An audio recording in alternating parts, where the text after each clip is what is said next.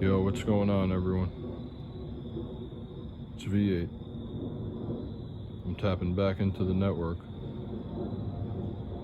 I just pulled the 212s out of the 5.9.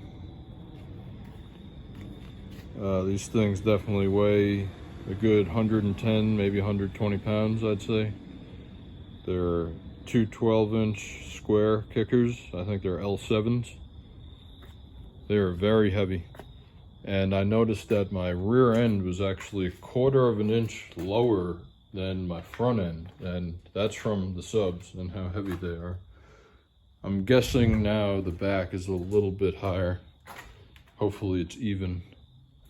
But yeah, that's a ton of weight reduction right there. It's like that's pretty much a whole body of a small person or child or something. But yeah, much better. Haven't driven with it like this yet, but I know it's going to be a little bit quicker. More updates to come. Peace and blessings to everyone. Hope everybody's doing well. It's V8, I'm signing out. Peace.